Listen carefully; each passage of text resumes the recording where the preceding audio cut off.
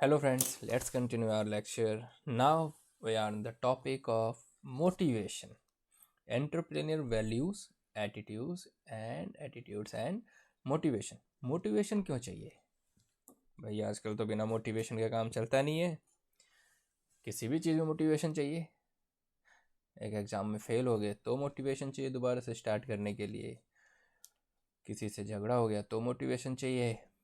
Life में जीने के लिए मोटिवेशन चाहिए, सुबह उठने के लिए मोटिवेशन चाहिए, फिट रहने के लिए मोटिवेशन चाहिए। मतलब क्या ऐसा नहीं है जिसके लिए मोटिवेशन नहीं चाहिए? तो क्या बिजनेस करने के लिए, एंटरप्रेन्योरशिप की जर्नी शुरू करने के लिए मोटिवेशन चाहिए? यस। सबसे पहला मोटिवेशन कहाँ से आता है कोई आइडिया किसी को? मोटिवेशन, मोटिवेटिंग सेल्फ और मोटिवेटिंग अदर्स दो चीज़ें होती हैं। देखो, जब आप बिजनेस बना रहे होते हो तो अपने आप को भी मोटिवेट करना है और साथ में दूसरों को भी करना है। ठीक है।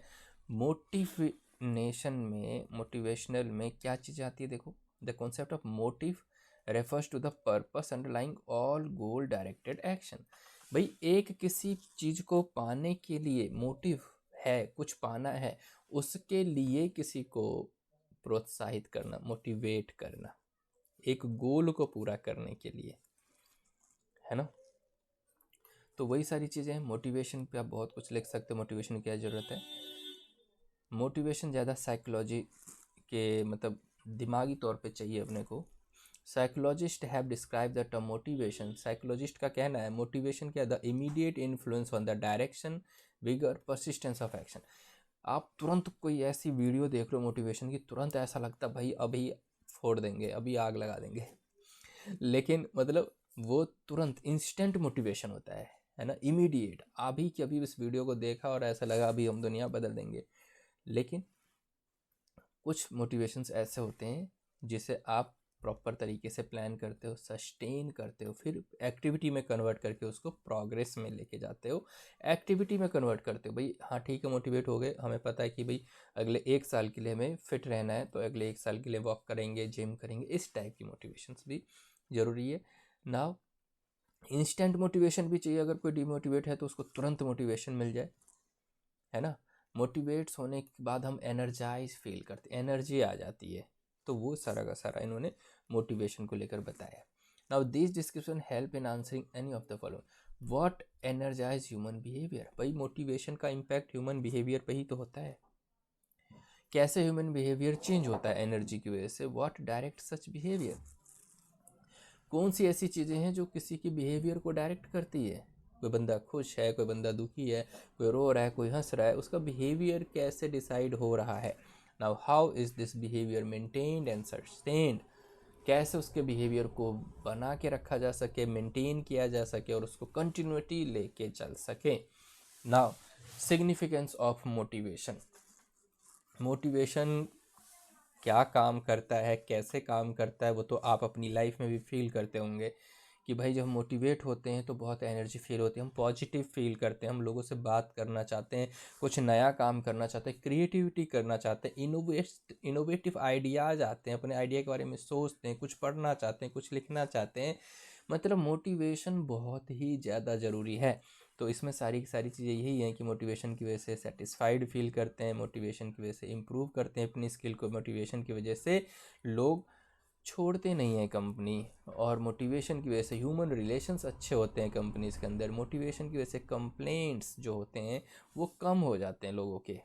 ठीक है। इसीलिए तो बड़े बड़े कॉरपोरेट में कंपनी जो मोटिवेशनल लेक्चर्स दिए जाते हैं, और मोटिवेशन की वजह से क्वालिटी बढ़ती है, सर्विस की क्वालिटी, प्रोडक्ट की क्वालिटी। अब ये देखो, मोटिवेशन का इन्होंने बताया है। मोटिवेशन हमें क्यों चाहिए? साइकोलॉजिकल नीड्स, मानसिक तनाव है उसको, सेफ्टी के लिए, सोशल के लिए, स्टीम, सपना, ड्रीम, और सेल्फ फुलफिलमेंट नीड्स के लिए, इन सब के लिए मोटिवेशन की ज़रूरत है। ठीक है। नाउ बेसिक साइकोलॉजिकल नीड्स, इसमें क्या है? Motivation called survival and maintenance of human life. They include such thing food, clothing, shelter, air, water, other necessity of life. मतलब बेसिक मानसिक को या बेसिक फिजिकल साइकोलॉजिकल नीड्स के लिए आपको क्या चाहिए? खाना, कपड़ा, शेल्टर मतलब रहने के लिए घर, एयर, वाटर, ये सब आ जाते हैं। अगर ये किसी के पास अवेलेबल है तो वो बंदा मोटिवेटेड फील करेगा। अगर इनमें से कुछ अगर मिसिंग है तो वो साइकोलॉजिकली मोटिवेटेड फील नहीं करेगा।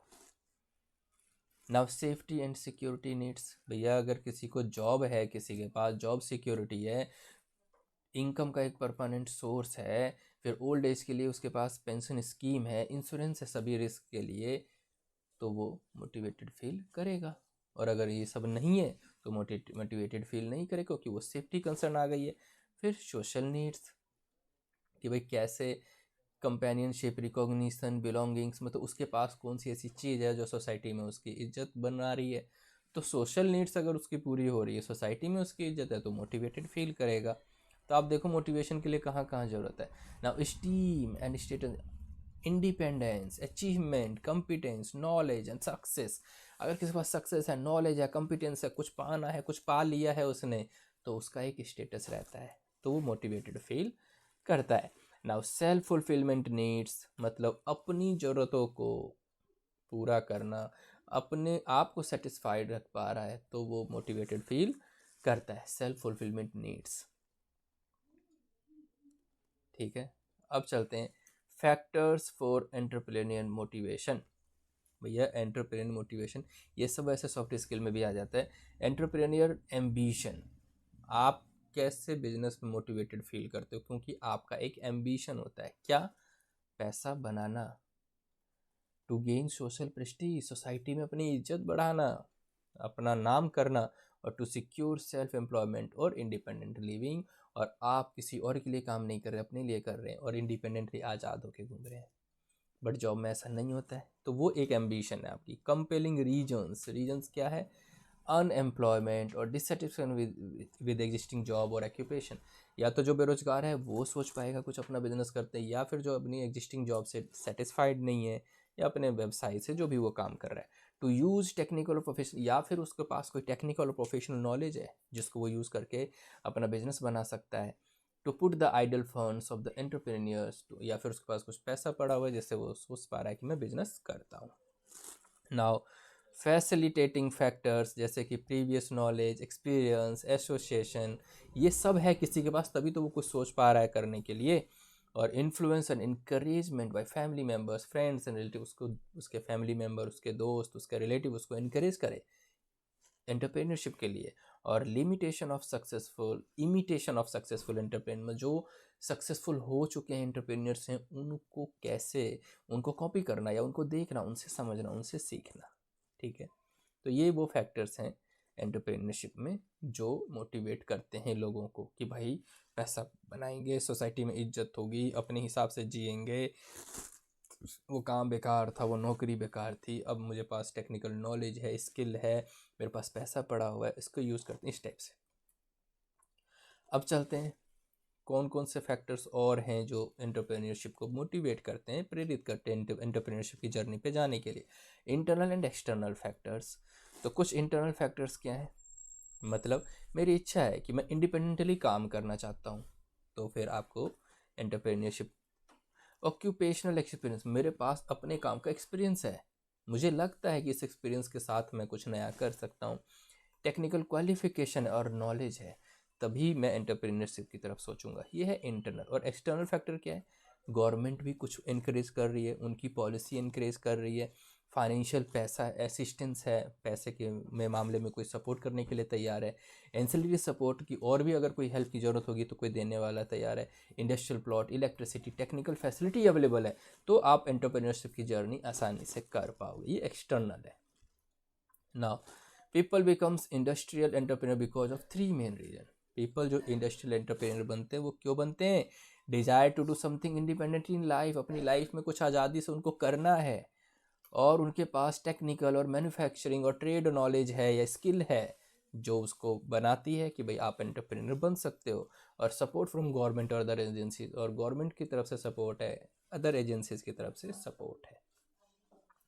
अब चलते हैं एंटरप्रेन्योर वैल्यूज़ एंड एटीट्यूड्स। भैया आपकी लाइफ के सिद्धांत, आपका तौर तरीका, आपका बिहेवियर भी डिसाइड करता है, ठीक है।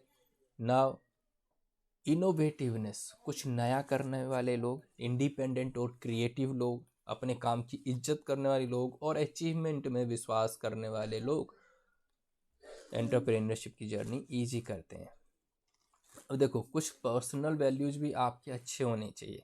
मुझे ईमानदारी से काम करना है, मैं ऑनेस्टी रहूँगा, मतलब ये ना, ऑनेस्टी, पैशनेट, डिटर्मिनेशन, कॉन्फिडेंस, ये मेरी पर्सनल वैल्यूज है भाई। मैं दूसरों के हिसाब से नहीं चलता, ये मेरे खुद के बनाए हुए नियम है। मैं ईमानदार हो रह के काम करना चाहता हूँ, मैं ईमानदारी से करना चाहता हूँ, मैं पैशनेट हूँ अपने काम को लेकर। तो ऐसे पर्सनल वैल्यूज़ किसी के होंगे ना, तो उसे कोई हिला नहीं पाएगा। ना है प्रोफेशनल वैल्यूज़, कि मैं सेल्फ डिटरमाइंड, हेल्दी कंपटीशन, अच्छे से काम करना, लॉ को कंप्लायंस करना, बहुत ईमानदारी से काम करना है।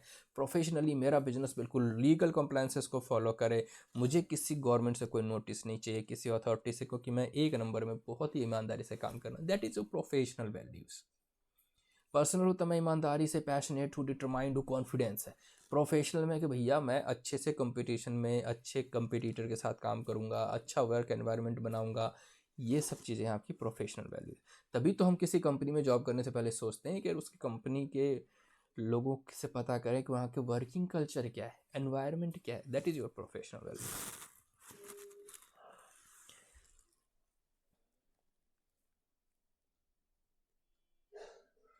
दीज वैल्यूज़ इंक्लूड्स, ऐसे में क्या होता है, ये लोग अच्छे टीम लीडर होते हैं, पर्सनल और सोशल रिस्पॉन्सिबिलिटी को पूरा करते हैं फैमिली फ्रेंड्स के साथ, और विन विन सिचुएशन में होते हैं। ये कभी भी लूजर्स नहीं होते हैं।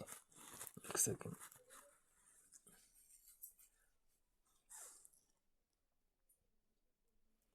ये लोग बिलीव करते हैं कस्टमर्स के एक्सपेक्टेशन को पूरा करने में। ये लोग बिलीव करते हैं सोशल वैल्यूज़ में। सोशल मतलब सोसाइटी की वैल्यू, सोसाइटी के लिए भी कुछ अच्छा करना है, ऐसी थिंकिंग रहती है ऐसे लोगों की। इसीलिए तो ये बहुत अच्छा काम करते हैं, सोसाइटी के लिए एम्प्लॉयमेंट क्रिएट करते हैं। तो उन्हीं को उन्होंने ट्राइंगल में बता दिया है, पर्सनल वैल्यू, प्रोफेशनल वैल्यू और सोशल। पर्सनल में आपकी जीने का स्टाइल, प्रोफेशनल में आपके काम करने का, सोशल वैल्यूज में आप सोसाइटी के लिए क्या कर रहे हो। ठीक है। अब जैसे मैंने ये चैनल बनाया और इस चैनल के थ्रू मैं काफ़ी सारे बच्चों की हेल्प कर चुका हूँ जो बीकॉम में पढ़ते हैं या फिर बीए में पढ़ते हैं, जिनसे मतलब जो सब्जेक्ट सिमिलर लगते हैं, या फिर बहुत सारे बिजनेसेस को मैं फ्री में कंसल्टेंसी दे चुका हूँ। मेरे इस चैनल पे दो टाइप की वीडियोज़ हैं, एक आप लोगों को मैं पढ़ाता हूँ बीकॉम के बच्चों को, और दूसरे जो मैं बिजनेसेस को गाइड करता हूँ कि उनके बिजनेस में जो प्रॉब्लम्स आती हैं उसके लिए मैं बैंक मैनेजर, सीनियर इंडस्ट्री में जो मेरे फ्रेंड्स उन लोगों से मिलता हूँ और उनका सॉल्यूशन लेके आता हूँ। तो अभी तक जो भी किया है सोशल, वो ये सब सोशल वैल्यूज़ के अकॉर्डिंग किया है मैंने, कि भाई सोसाइटी को भी कुछ रिटर्न करना है। ठीक है। फॉर एग्जाम्पल, यहाँ पे क्या है, रिस्क टेकिंग टेंडेंसी, यहाँ पे रिस्क लेने वाले लोग होते हैं एंटरप्रेन्योरशिप में। टेंडेंसी होती है कि वो एनवायरनमेंट को, जो भी एनवायरनमेंट बदलेगा है उसको मैं एक्सेप्ट कर लूँगा। अपने कस्टमर की वैल्यू करना, इमेजिनेशन में बिलीव करना है, एनवायरनमेंट को एनालाइज करना, प्लान ऑफ एक्शन पे काम करना, बिजनेस अपॉर्चुनिटी को एक्सप्लोर करना, और फ्रीडम ऑफ एक्सप्रेशन और एक्शन, अपने हिसाब से काम करना, अपने हिसाब से सोचना, अपने हिसाब से बोलना। तो फ्रीडम है, कुल मिला के एंटरप्रेन्योरशिप की जर्नी पे फ्रीडम रहता है। अब उसके बाद है एटीट्यूड, आपका behaviour, essential attitude of successful. भैया यहाँ पे नौकरी की बात नहीं हो रही, यहाँ पे क्या हो रही बात, बिजनेस करने की, बिजनेस बनाने की। तो कैसा एटीट्यूड होना चाहिए, आप खुद ही सोचो यार। पॉजिटिव एटीट्यूड होना चाहिए, रिस्क टेकिंग एबिलिटी होनी चाहिए आपके अंदर। तो एटीट्यूड टुवर्ड रिस्क, हमें पता है भाई 2 साल 3 साल बिजनेस प्रॉफिट नहीं करेगी, तो वो रिस्क सहने वाली होनी चाहिए क्षमता। एटीट्यूड टुवर्ड्स न्यू अपॉर्चुनिटी, जैसे नया मौका मिलता है मैं कैसे उसमें अपनी पॉसिबिलिटी ढूंढूंगा, कैसे उस अपॉर्चुनिटी को अपने पास लेके आऊँ, कैसे उस मौके को अपने लिए काम लेके आऊँगा। That kind of attitude is required for becoming entrepreneur. ठीक है। नाउ एटीट्यूड टुवर्ड्स चेंजेस, कुछ बदलाव आ गया तो मैं कैसे उसको एक्सेप्ट कर लूँगा, क्योंकि लाइफ में तो चेंजेस होती रहेंगी। कोई आ गया, नहीं नहीं मेरा तो एक बार दिल टूट गया, तो भाई दिल टूटा ही रहेगा। That kind of person can not be an entrepreneur. ठीक है। Now attitude towards freedom of expression and action, अगर बोलने की क्षमता है, बोलने की आज़ादी आप किसी को दे रहे हो, कुछ करने की आज़ादी किसी को दे रहे हो, it means you have ability, आपके पास है वो एबिलिटी एंटरप्रेन्योर बनने की। एटीट्यूड टुवर्ड्स बिल्डिंग नेटवर्किंग, आपके अंदर वो एटीट्यूड होना चाहिए कि दोस्ती कैसे करें, रिलेशन कैसे बिल्ड करें, आप अपने बारे में किसी को शेयर कैसे करें? अगर नेटवर्किंग में बिलीव नहीं करते, इट मीन्स कि अगर आप अकेली ज़िंदगी में जीने में बिलीव करते हो तो आपका बिजनेस नहीं चलेगा।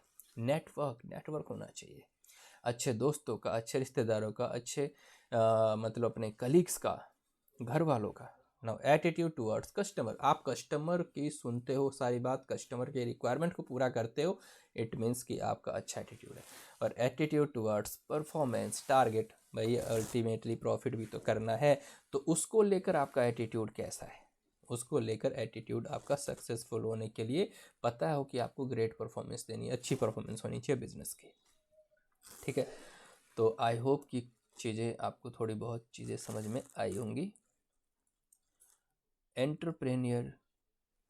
एंटरप्रेन्योरल रिवॉर्ड सिस्टम, क्या हम इसको नेक्स्ट वीडियो में करें?